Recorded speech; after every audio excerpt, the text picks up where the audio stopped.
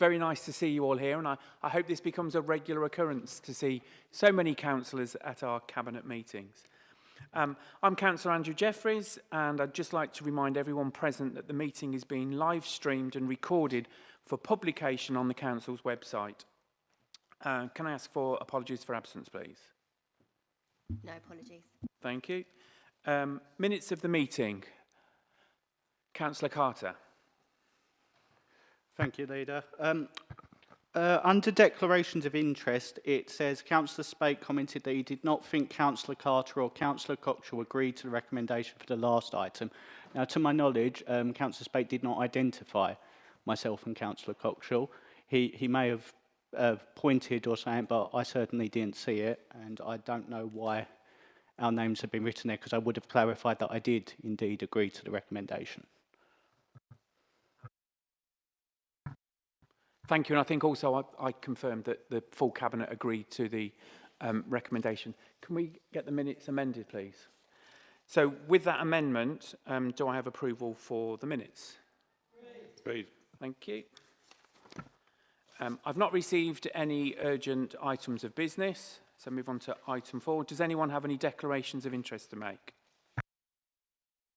No, thank you. So, item 5, statement of the Leader. I'd just like to remind everybody, I'm sure you don't need reminding, that this week is Remembrance Week, and we'll all be attending remembrance services on both Saturday and Sunday, and I look forward to seeing as many of you there as possible. Just one other matter that I wanted to raise. I was delighted that the government has outlawed or made them illegal, the gas canisters. I know that Thurrock sometimes can be blighted by these things. You know, areas like Blackshots car park can become a blanket, a carpet of these canisters. So I'm really pleased that they've now outlawed them, and that means that, you know, hopefully this will stop people from using them, and young lives won't be wasted to these horrible canisters. With that, I'll move on to item 6, briefings on policy, budget and other issues. Is there any item? No. Move on to item 7. Which is petitions from members of the public. Please be advised, in accordance with the Council's petition scheme, one notice of petition has been received, and I understand we have Mr Cabot here this evening to present his petition in regard to holding a public inquiry into the financial collapse of Thurrock Council. I welcome Mr Cabot, and would he please come forward to present his petition? And I just remind you that you have 3 minutes in which to speak. Good evening. Good evening, thank you. Thank you. This petition is of the Thurrock residents, by Thurrock residents, for Thurrock residents. We demand that the Council hold a public inquiry into the Council's financial collapse. Should any person be guilty of negligence, evidence obtained be handed to the police for criminal action. Why? The bankruptcy of Thurrock is different from other councils in the scale of £1.5 billion squander and the manner in which it was incurred. This is the council whose chief finance officer met a businessman in a salubrious London hotel. Why there? What agreements were made? Any minutes taken? Between 2016 and 2022, who signed off contracts? Him only? The chief executive officer? Others? For the sake of accountability, we need to know. Have they gone off with golden goodbyes? Where was the oversight by the Finance and Scrutiny Committee? Were they ignorant of financial risk, incompetent, or criminally negligent? Did they see nothing, hear nothing, say nothing? Any of them ask, what the clucking hell is going on? What the cluck have you done? The best value report said some members and officers concealed information to avoid public scrutiny. A conspiracy. We need a proper public inquiry, residents say. We residents have a £1.5 billion albatross around our necks. our rates have gone up 10%. We're paying more for less services. We're angry. The new sheriff in town, Dr. Cuts, means more cuts and asset sales down the line. The council borrowed 7 times more than its income. Why? We're paying for this squander. That's why we demand an inquiry. We know we've been dumped on. The residents said the council won't listen or do anything. Prove them wrong. We say to councillors here and those not here, buckle up, take a hard look in the mirror, regardless of the team scarf you're wearing. Do the right thing, the moral thing. Vote for a public inquiry. The residents deserve openness, transparency, and accountability. Thank you for your attention.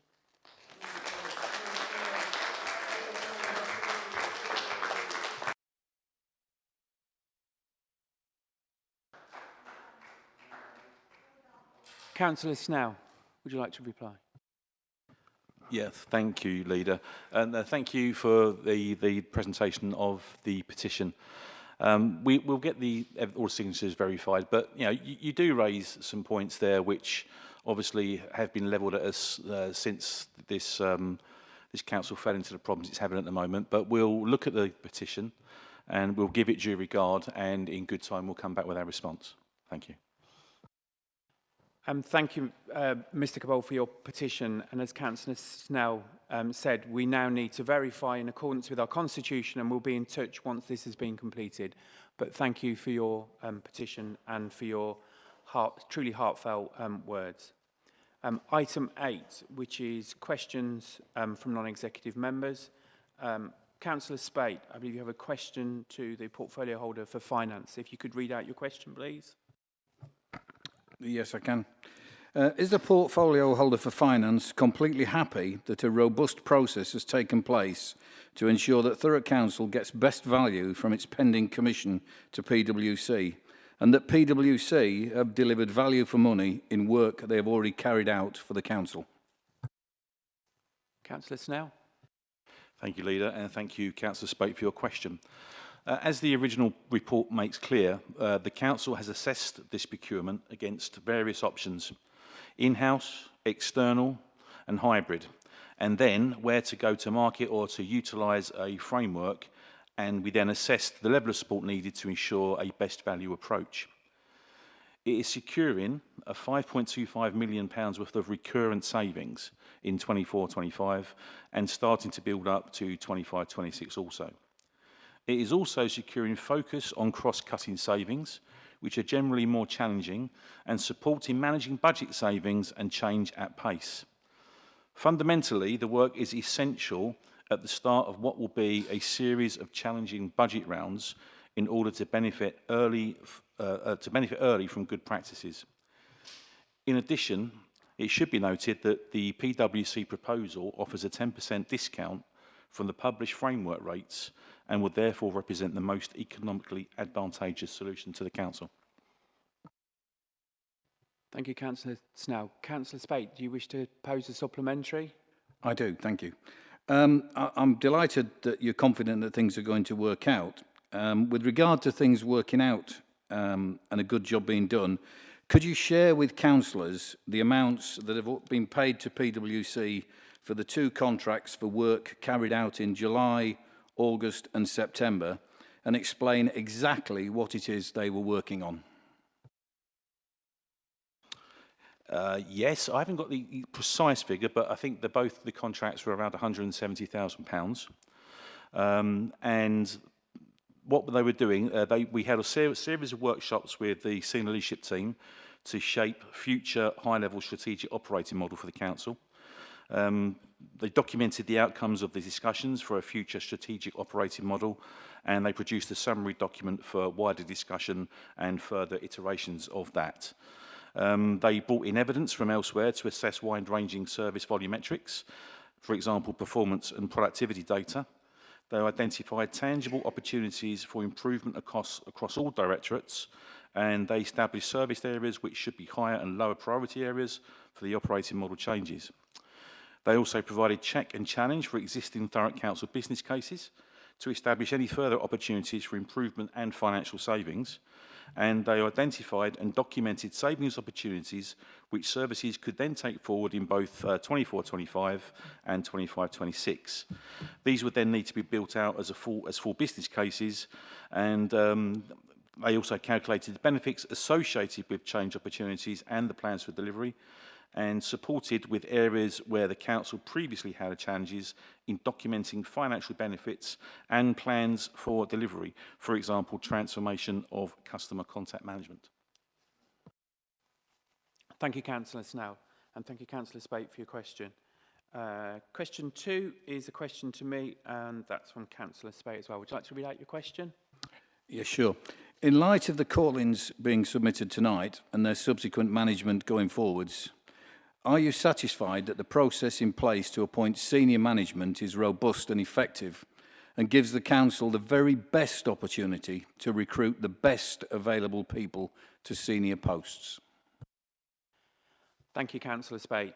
Following the General Services approval of the new senior structure of the council, they proceeded with the executive recruitment to the new roles. We worked with Tile Hill, a specialist executive agency, to launch a campaign to attract high-quality candidates.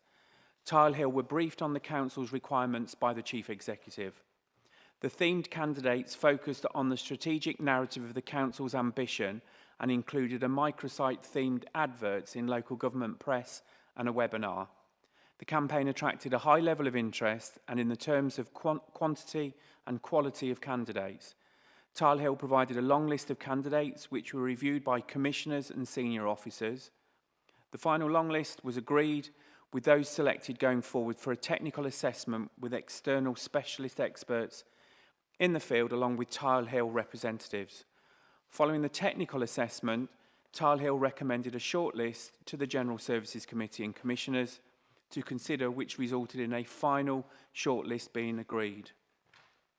The shortlisted candidates were required to complete a psychometric assessment, which was completed, and the results were shared with the General Services Committee and commissioners prior to the interviews on the 30th and the 31st of October.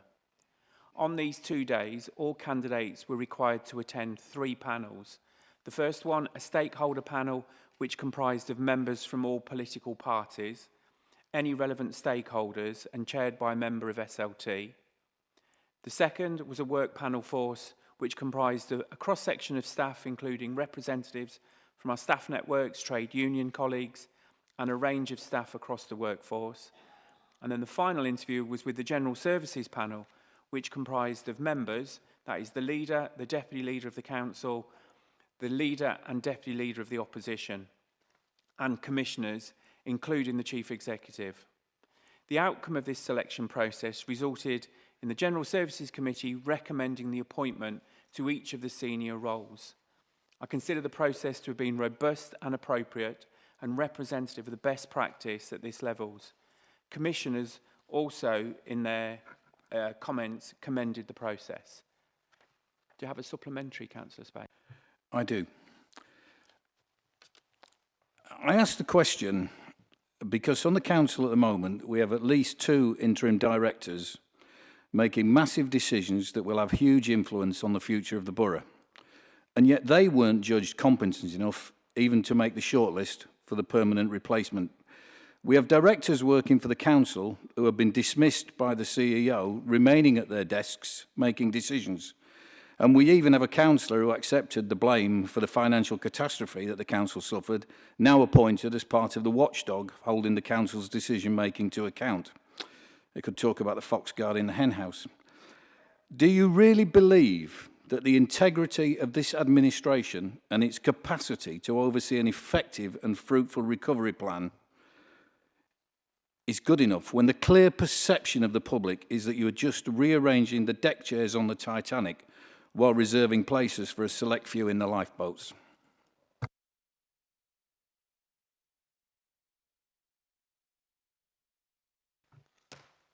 Forgive me, Councillor Spate, I don't think there was actually a question in there. There was, again, a speech. So, sorry?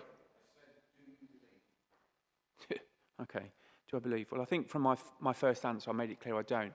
I think the recruitment process that we took place was robust, was open, was transparent, was honest.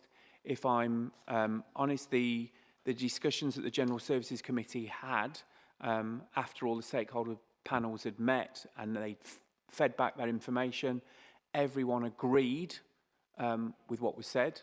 Nobody could find disagreement with anything that was said. So, no, I think it was a fair and open and a transparent process, and we've recruited the best people we can for those positions. And I look forward to them starting work and helping us create the kind of council that the people of Thurrock want.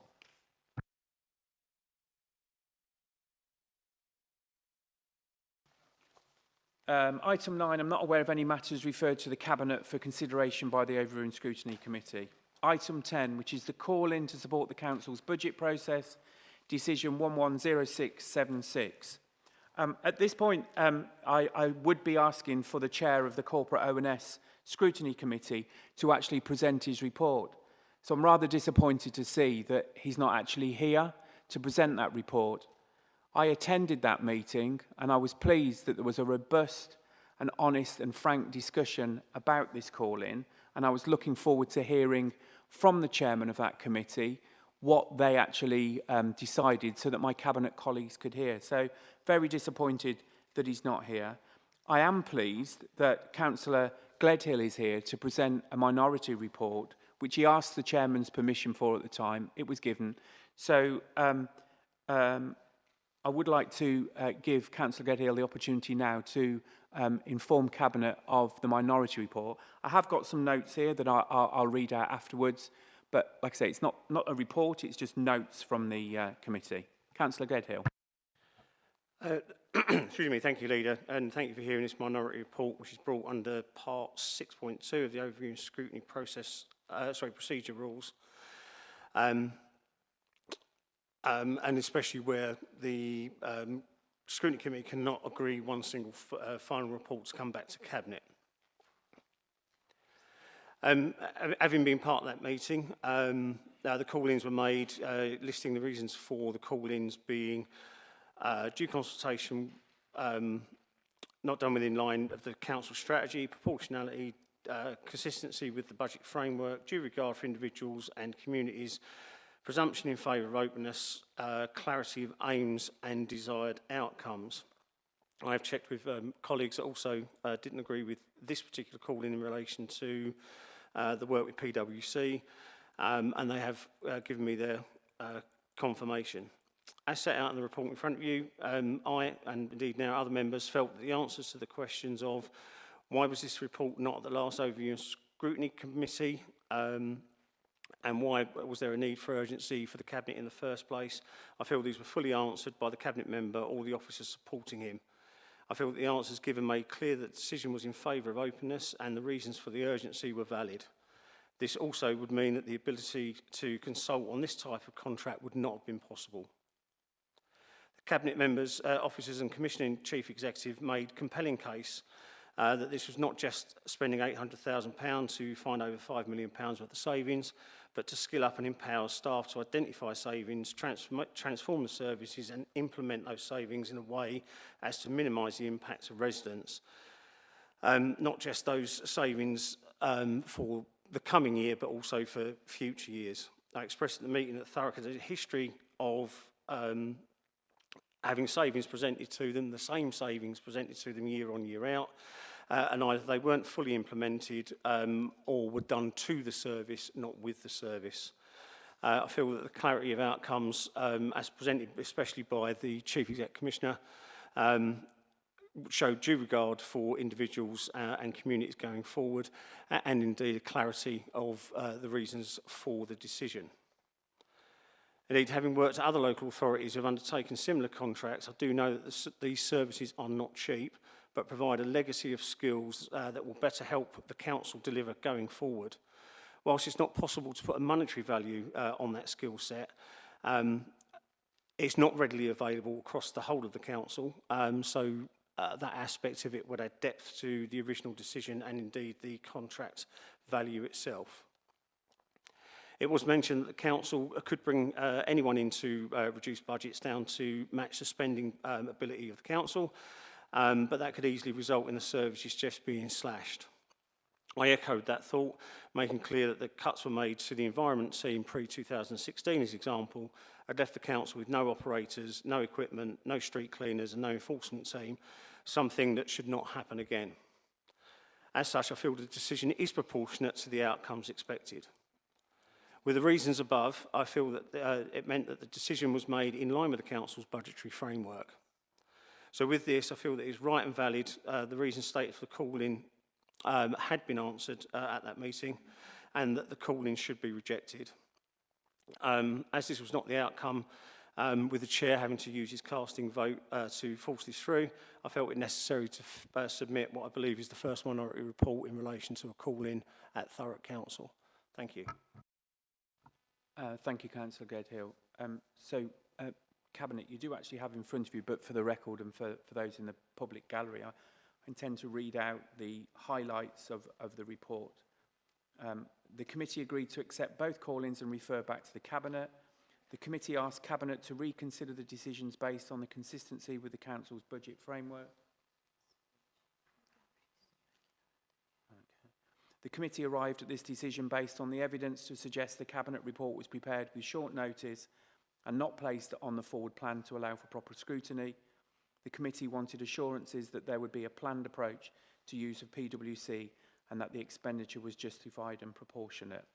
So, as I say, that's the chairman's not actually here to put his report, but that was the essence of it. Councillor Snell, would you like to comment? Yeah, thank you, Leader, and thank you, Councillor Gedhill, for your report.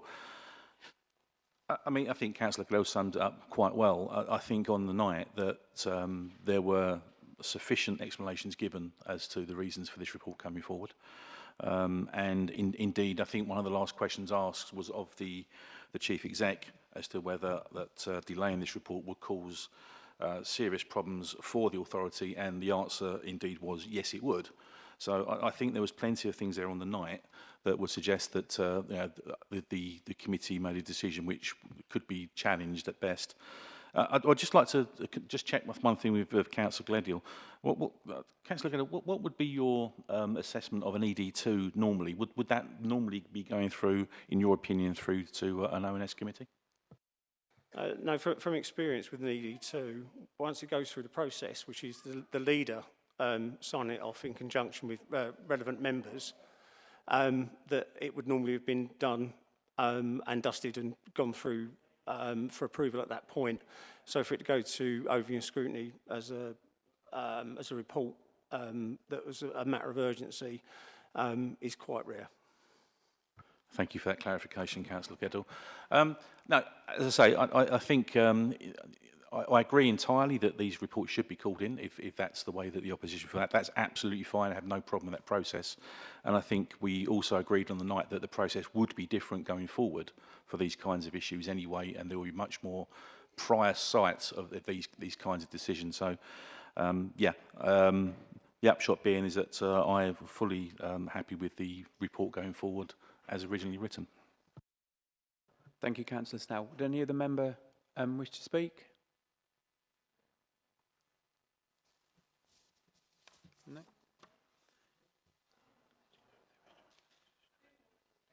So there.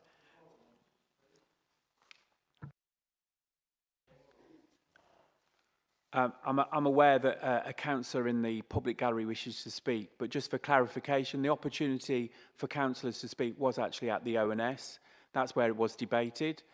The decision was taken. If the chairman of ONS had bothered to turn up this evening, he would have had an opportunity to speak, but clearly he hasn't bothered to turn up this evening and represent his committee, which is very disappointing. At this particular, Councillor Worrell, please be quiet. I'm speaking. And therefore, Cabinet this evening is for Cabinet. Councillor Worrell, if you're going to shout, leave the chamber, please. Otherwise, resume your seat. There really is no need This sort of behaviour is totally unacceptable, and it's not what the residents of Thurrock expect from their democratic elected councillors, and it needs to stop. It needs to stop. So, Cabinet members, we now need to confirm if we wish to implement the decision. Could I have a show of hands, please? All those in favour of implementing the decision to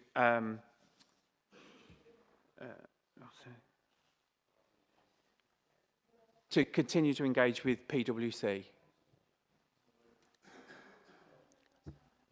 That was agreed. Thank you. Item 11, call in for asset disposal programme. Recommended next tranche of properties for disposal. Decision 110667. In front of Cabinet members tonight is a call-in form, the original Cabinet papers and a draft minutes of the Extraordinary Corporate and Overview Scrutiny Committee that took place on the 1st of November 2023. Committee agreed to accept the call-in and refer back to the Cabinet. The committee asked Cabinet to reconsider the decision based on due regard to communities. The committee arrived at this decision because members expressed uncertainty around the use, the value of the land for the local community and the nature of members' consultation. They acknowledged that there was no statutory consultation requirements for the disposal of land, but they felt that by accepting the call-in, it set expectation that members needed to be made appropriately aware of the disposals in future in order to assess the community feeling. Councillor Maney, do you wish to comment? Thank you, Leader. I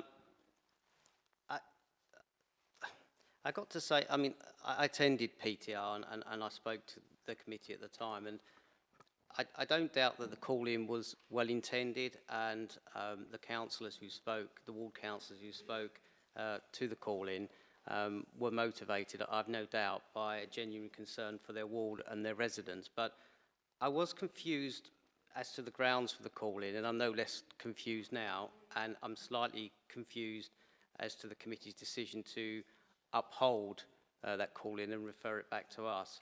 There seems all the way, first of all, the call-in stated that the land is greenbelt. That's factually incorrect. It isn't greenbelt. And I think there's been a presumption all the way through that this is somehow an application for residential development. There was lots of talk about the impact that more houses could have in the area. To be very clear, this is not a planning application. There will be, if whoever buys the land, if anyone buys the land, there would need to be a full planning process before any development can take place. This is really a decision to put on the market or go to auction with a piece of land that we have there's no strategic value to the council. We have no use for it. It's currently in effect derelict. And that's really it. As I say, what happens after that will be subject to a full planning process. Members of the community, ward councillors can express their concerns at that stage.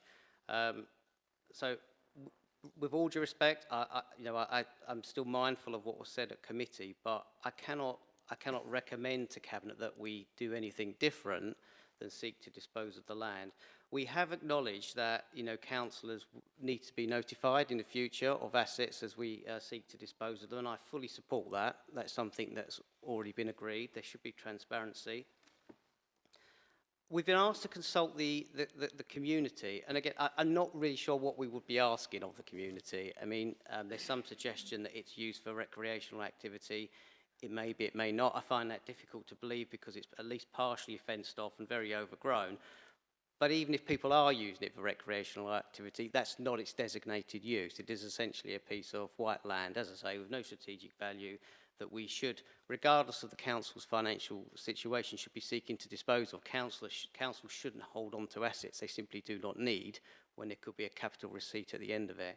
So my recommendation to Cabinet is that we proceed as planned to market the land and realise a capital receipt. And with that, Leader, I have nothing to say. As you said, if the chairman of the committee was here, he would have been able to articulate on behalf of the committee, I think, better than I can, what the grounds for the referral back to us were. I can't speak for the committee other than to say that I don't agree with the grounds for referring it back to us, and I don't know what else there is to consider. Thank you. Thank you, Councillor Maney. And I I agree with you entirely, and I think the one lesson that we can take away from this is, and I think I make this point at full council as well, is the consultation with members needs to be improved, and I think we have given that commitment that in future sales, members will have an opportunity to see the list before we make any final decision. I will just take a moment. Councillor Green, I can see you've got your hand up, but the response is going to be the same that I gave to Councillor Worrell. And the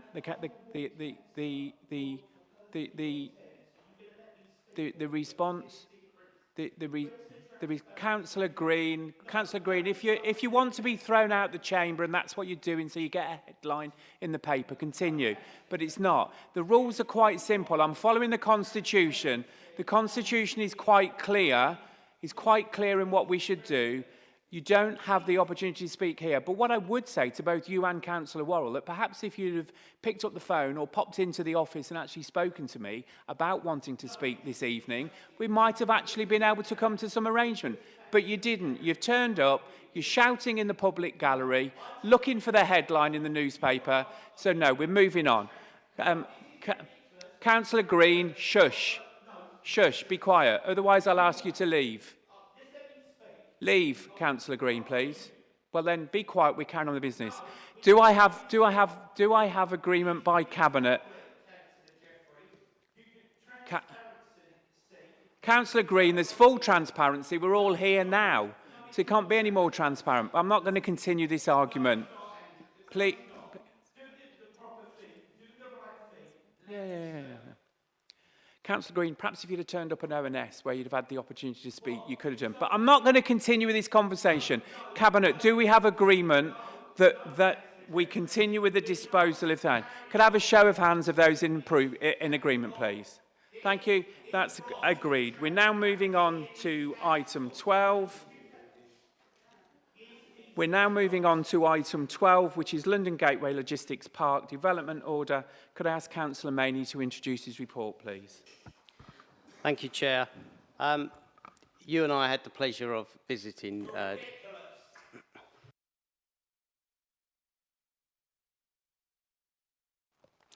Thank you. I mean, we shouldn't rise to that kind of, idiotic approach, but I've just got to say, I think that we're barely into proceedings tonight and two councillors have already been appallingly disruptive. And, I just think we need... I understand that emotions are running high, but, the reflection... Councillor Shinnock, please be quiet or leave. That's it. You've all got your headlines in the newspaper. Thank you, Councillor Shinnock. Goodbye.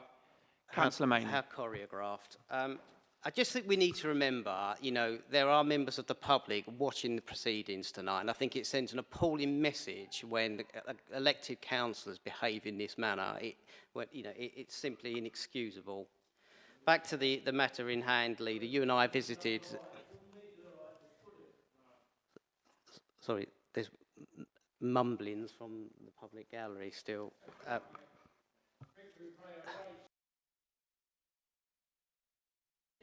Please, if I could ask members of in the public gallery, please allow Cabinet to actually continue this debate. No, Councillor Burns, I'm not going to allow you to speak. I've already made it clear this is not the venue for councillors to come along and just put their hands up and speak. It's not how the Constitution works, and you'll be.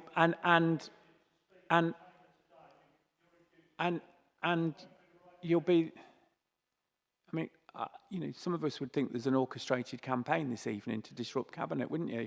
Councillor Maney, if you want to continue presenting. Thank you. I'll try, Chair. I mean, this is a really important issue that could have profound, benefits to our borough, and I think we need to, focus on the substantive business tonight and not get sidetracked by the idiocy in the public gallery. You and I had the benefit of visiting DP World yesterday with the Chief Executive and the Director of Place, and I think, if anything, it really reaffirmed our support for DP World and recognition of the economic benefits that it does bring and could continue to bring to the borough.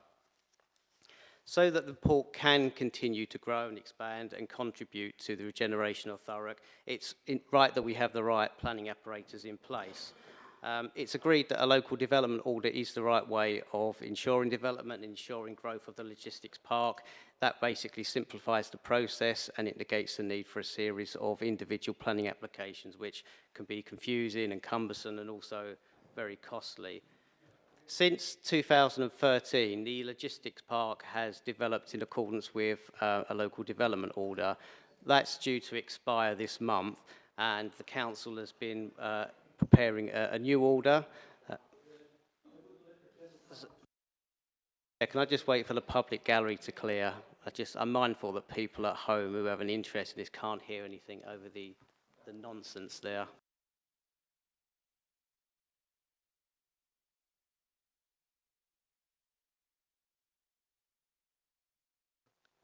Can I continue? Thank you. So the council is preparing a second order. That's referred to in the report as LDO 2. We're not being asked to agree that tonight. This is more about the process. We're being asked to note the progress that has been made in preparing for the adoption of that order and the development of it. We're actually asked to recommend to full council to delegate the job of adopting the new order to the planning committee, which I think is entirely the right place. I think an issue that we need to draw attention to is, as I said, the current order expires this month. It's likely that the new order won't be in place until spring of next year. The DP World has approached the council in respect of potential plans to develop up to 85,000 square metres of floor space. The issue that arises there is that there's no possible way that could be consented and it could begin before the current order expires. And if we were to wait for the new order to be adopted, it could potentially put that development and that investment at risk. So it's proposed that there is a revision to the existing order, that's in the report referred to as LDO 1.5. That would be a time-limited revision, and as I say, that will hopefully allow for this proposed development to continue whilst we prepare for the second order. I want to just stress again, I think it's vitally important that we do what we can as a council to support DP World, to support the growth of the logistics park. It will bring more employment, more prosperity to Thurrock, and I know that's what we all want. So, I mean, I'm happy to take questions. I recommend Cabinet adopts the recommendations in the report. I particularly support the Planning Committee being the final arbiter of this, and that we should recommend to Council to give that authority to the Planning Committee. Thank you, Councillor Maney, and wholeheartedly endorse what you said. I've had 2 visits to DP World now, and there really is some fantastic opportunities to create jobs and prosperity for the people of Thurrock. So I think it's really important that we do actually pass these recommendations. But before I go to that, I'll open it up to any other member wishing to speak or ask a question. No? Okay, so I'll move on to the recommendations. So the recommendations are at paragraphs 1.1, 1.2 and 1.3 on page 20 of the agenda. So the recommendations are 1.1, to note this report, the progress made so far on LDO2 and the future actions and processes necessary to bring LDO2 to a position where it is ready to be adopted. Do I have agreement? 1.2, to recommend to the Council meeting on the 29th of November 2023 that it delegates authority on the decision whether or not to adopt LDO2 to the Planning Committee. Do I have agreement? And 1.3, to recommend to the Council meeting on the 29th of November 2023 that it delegates authority on the decision whether or not to adopt LDO 1.5 to the Planning Committee. Do I have agreement on that? Thank you. We now move on to item 13, which is short breaks and support services for disabled children. If members could note that the next 3 reports have exempt appendices, and therefore I'd remind members and officers not to discuss the contents of the exempt appendices whilst we are live streaming the meeting. If anyone does wish to discuss the contents of the appendix, we can go into closed session, and I would need to ask members of the public and press to leave. Can I ask Councillor Johnson to introduce his report, please? Thank you, Chair. As the report points out, this is a proposal for a commissioning exercise for what is a statutory duty, whereby we aim to improve outcomes for disabled children and young people up to 18 years of age, by providing short break supported services, allowing parents and carers the opportunity to take some time out. Short breaks and respite provision for families with disabled children are essential for families to continue to have children living with them and to prevent family breakdown. Whilst this duty must remain child and young person centred at all times, the Council must also look to achieve the best value for money it can. And by moving away from what are known as spot purchases as and when needed, this commissioning proposal should achieve both. So by adopting recommendation 1 and proceeding with the procurement, this will put us in a far greater position to not only meet our statutory duty, but by increasing the number of providers available, will also provide much better value for money. To ensure quality is not impacted, providers will need to achieve a high level in the quality threshold to get into our framework. I just need to make that clear. So I'd respectfully request my colleagues agree with the recommendations on page 34, but happy to take any questions. Thank you, Councillor Johnson. Does any member have any questions? No? Okay. Oh, sorry, Councillor Carter. Leader, I would like to talk about something that's on the exempt papers. If members are okay going into closed session, or I can wait until the end of Cabinet for us to do it briefly. Can I make a suggestion that we delay that decision and we move on to the other items, and then we can clear the no problem press in at the all. gallery? Yep. Yeah. Okay. So we'll return to that. Item 14, Elizabeth Gardens procurement for care and support. Can I ask Councillor Cockshaw to introduce his report, please? Oh, thank you, Leader. So the report in front of Cabinet this evening is looking for permission to go out to tender for a tender exercise for our statutory service for our care and support services at Elizabeth Gardens. Elizabeth Gardens operates our extra care service, which is not for any member who may not be aware of extra care.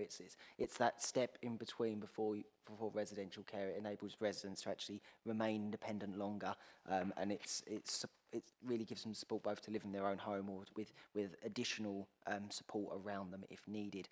So that may, at the moment, Elizabeth Gardens operates physical and sensory support, as well as we provide support for those living with dementia, as well as severe mental health needs, and also providing a little bit of end-of-life care. Part of the tender exercise we're looking to do is, because the provision is actually split into two parts. So we've got the core service, which we're looking for a block contract, which will provide the 24-hour on-site support, as well as have the housing and personal care support sitting around our residents. Looking for a 5-year contract with the opportunity to extend for 2 years beyond that, and looking at a cost per annum really of £314,000. Alongside that, though, there is the second part is our spot purchasing contract, of where we're actually looking at it allows residents to actually buy additional hours and buy additional care services that they actually would like. Obviously, we do have a declared declared rate that we must follow of £18.89 per hour, and dating back for the years 22-23, the annual spend was about £135,000. Obviously, this does vary year on year. You must appreciate it is a demand-led, and if there's demand, then obviously costs will increase.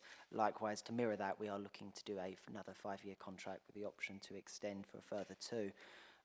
Just so Cabinet colleagues are aware, the current contract was, we went out for a tender exercise in 2019 and provided by Care Support Limited at the moment, but as we're gearing up, we're looking forward to seeing really what the market can offer.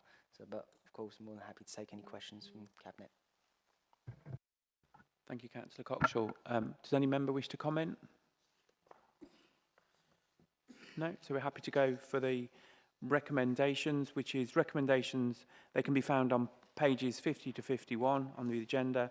Recommendations 1.1, that Cabinet agrees to proceed with the retender of the care and support services at Elizabeth Gardens. Do I have agreement?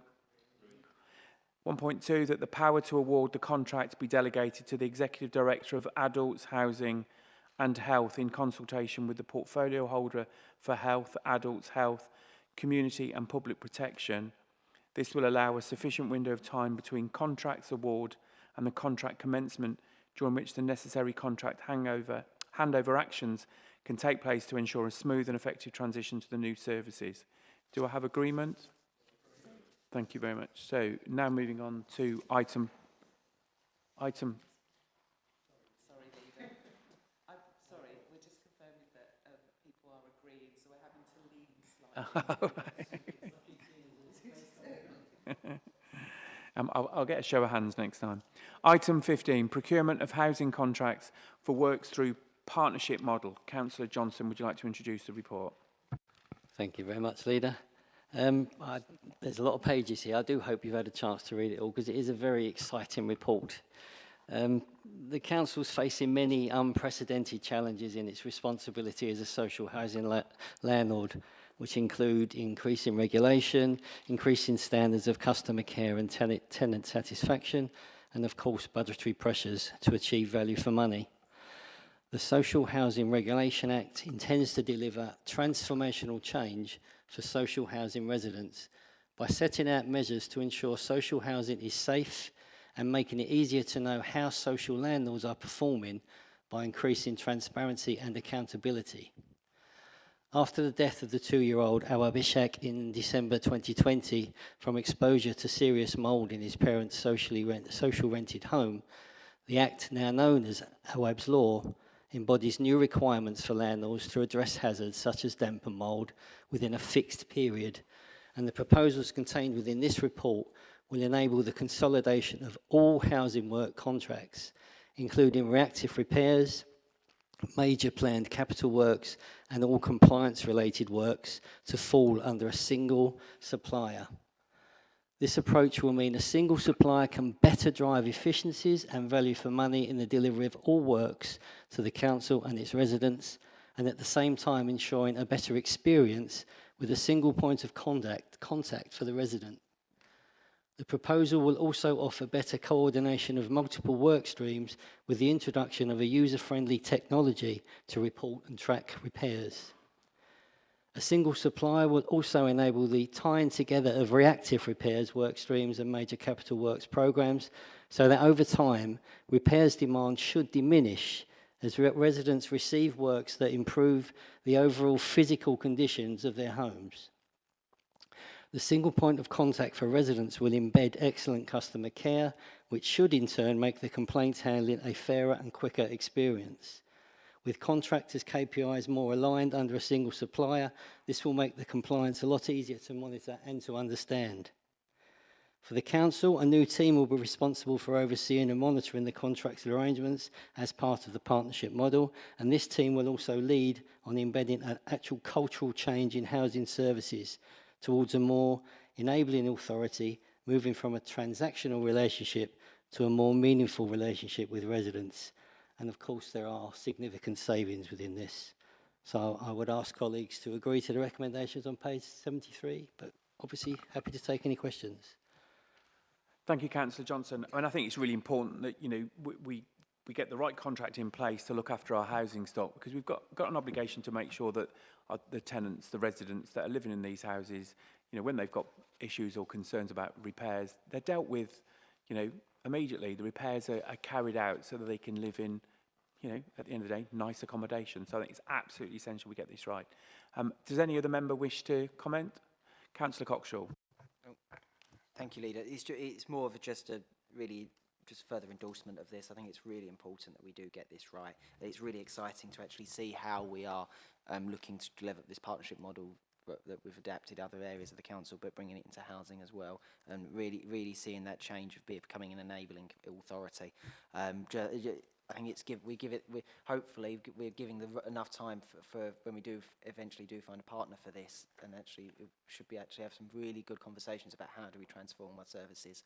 And I think we're giving in the time in the contract to actually do that. And I think it could be the start of a really good relationship and actually making sure we're improving the lives of our residents.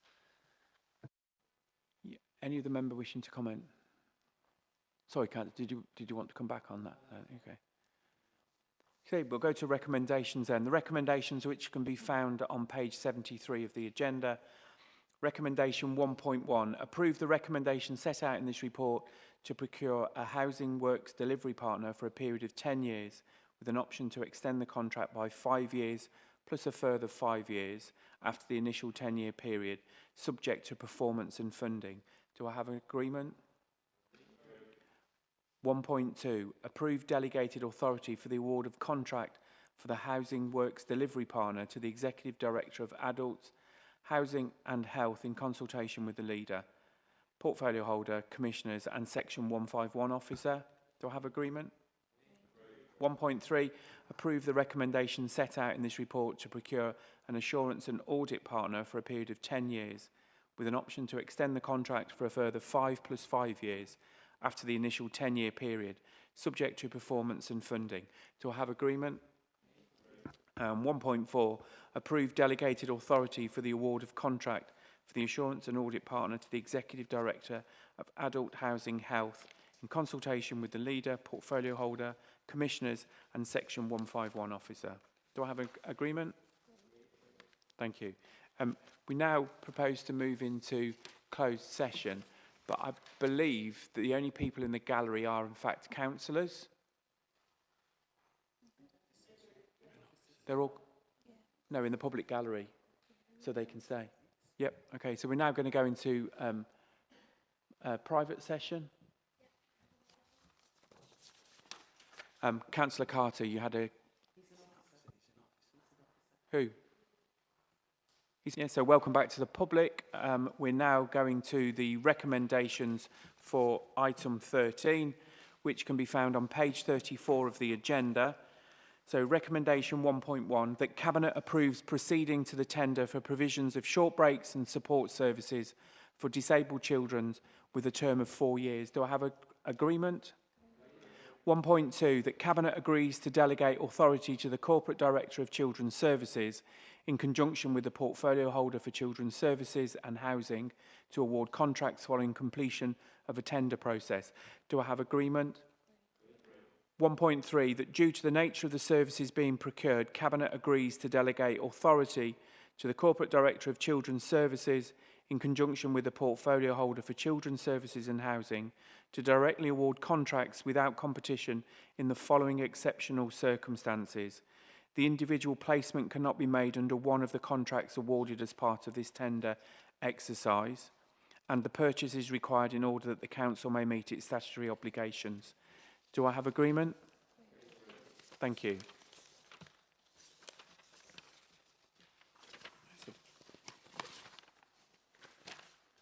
So, thank you everybody. That concludes the business of the meeting this evening, and I now declare the meeting closed at 19:54. Thank you everybody.